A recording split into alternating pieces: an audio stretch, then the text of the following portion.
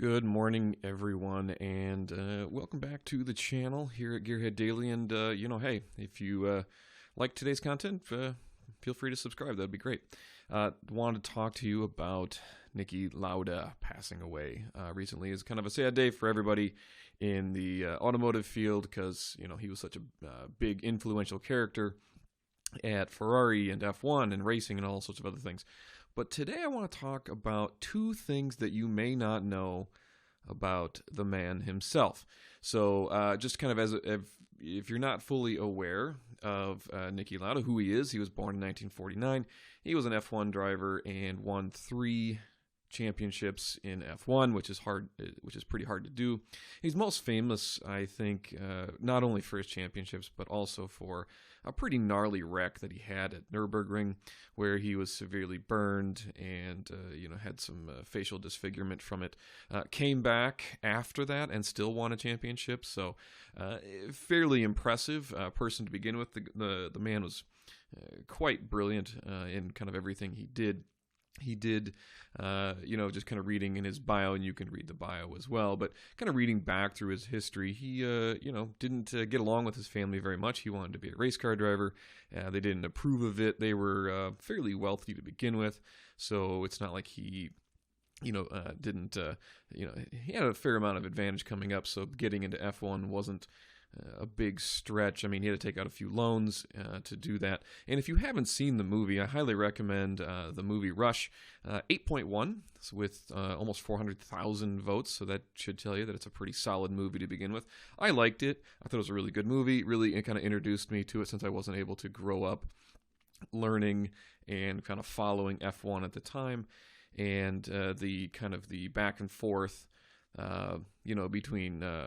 between Lauda and James Hunt. So I know a little bit of it's stylized and some of it's made up, and that's totally fine. But just overall, I thought it was a really good movie and well made, fairly well acted, and Daniel Bruhl and Chris Hemsworth, I think, did a really good job.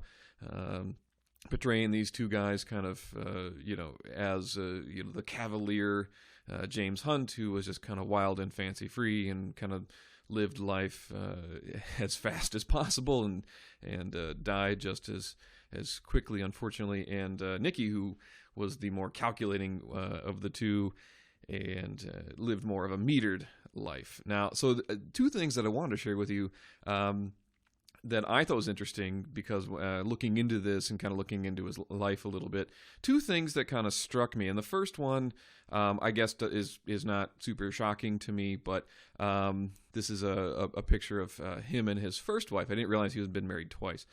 I kind of just watched the movie and realized, that might be, I didn't really look into it any further. But once he passed away, I was like, let's take a look at his Wikipedia page and see what's out there. And turns out he's been married twice. First one is from the movie, because the movie just kind of alludes to the fact that him and his wife, the first wife, are still together and they're happy and everything. And it's, that's kind of where they leave it, which, okay, fine. I mean, that seems like a good place to leave the movie. Turns out he's been married twice, and he also has an illegitimate kid. So that's kind of the big thing about him. He had a kid named Christoph from an extramarital affair. So there was that piece.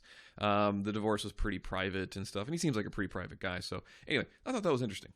The other thing that I thought was pretty interesting just about Niki Lauda and his life was that he owned a main principal part of an airline called Lauda Air out of Vienna. It's no longer there. I think they boarded it up in 2013 and became something else or something. But the other thing he's kind of famous for is this crash that happened in 1991 where he went to the crash site, met with Boeing, did all these sorts of things, and had to kind of, tell Boeing that they were wrong. And so here's kind of the story. There was a flight that happened on May 26, 1991. Basically, what happened was the airline was flying, and apparently had two jet engines, just like you see pictured here. And one of the engines decided that it was going to just go in reverse, just hit the reverse, and then which caused the airplane to tilt to the left, which is my left, stage right, and kind of go into a nosedive. And basically, at about Mach 1, and they say it's possible it broke the sound barrier on its way down, broke up kind of mid-flight on its way down, and everybody was killed on that. And it's kind of interesting. The volunteer rescue team looted the wreckage, so the relatives were unable to recover personal possessions. So that kind of sucks. So going on to kind of finish the story here, they couldn't find they found the data recorder, and the last words were "Oh, reversers deployed." So that means the engine kind of went into reverse. And essentially what happened was the investigation took a long time to complete because it broke up in midair and lots of pieces got scattered in a bunch of different places. And the probable cause, stating the Accident Investigation Committee of the Government of Thailand determines the probable cause of an accident to be an uncommanded in-flight deployment of the left engine reverse thruster, which resulted in loss of flight path control. A specific cause of the thrust reverser deployment has not been positively identified, and so due in part to the destruction of much of the wiring, no definitive reason for the activation of the thruster could be found. And Boeing basically said that the pilots did it. They said, well, it's not physically possible for the engine to go in reverse at speed, basically, so it's going one way and then suddenly reverse course at speed because you've got too much air velocity going over it. It's just not possible. It's what they said. So Niki, being the kind of engineer mind that he is,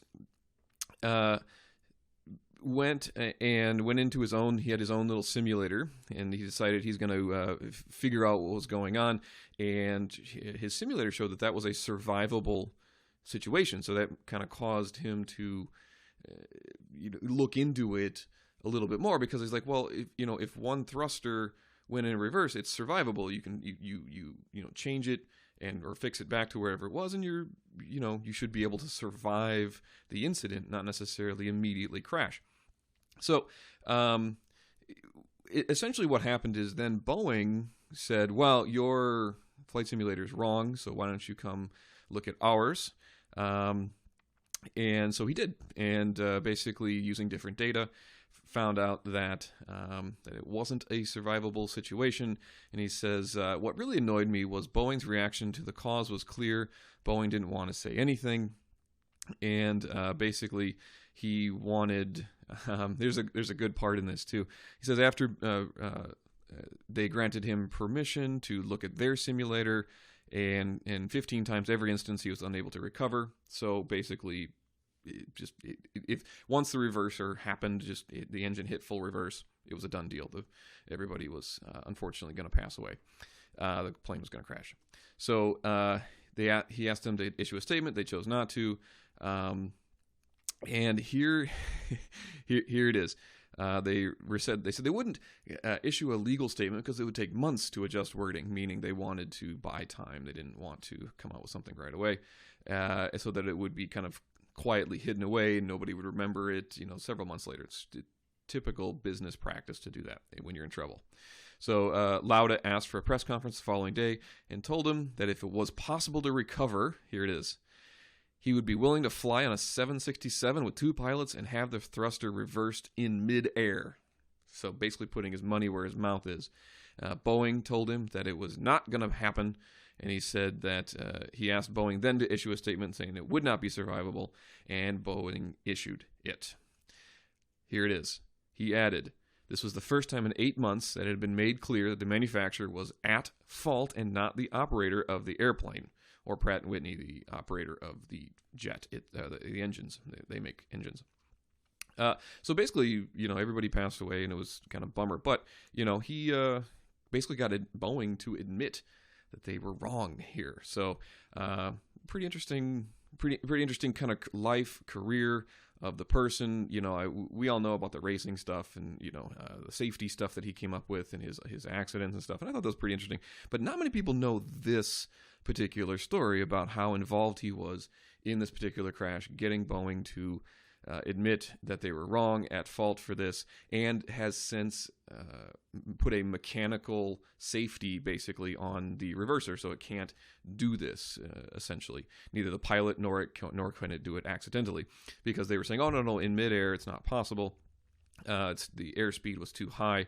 That's not true. Turns out it did, and a bunch of people lost their life because of it. So he got Boeing to admit it and to make a change in it.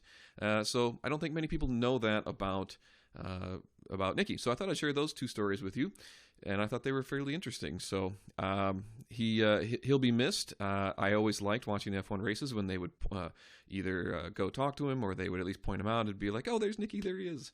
So I, as I watch more F1, but I wasn't around for the drama of the 60s and 70s, and so I only have to watch it through movies and stuff. So that's why I want to share that story with you today. And if you liked this particular content or video, please subscribe if you haven't already. Otherwise, have a good one, guys. See ya.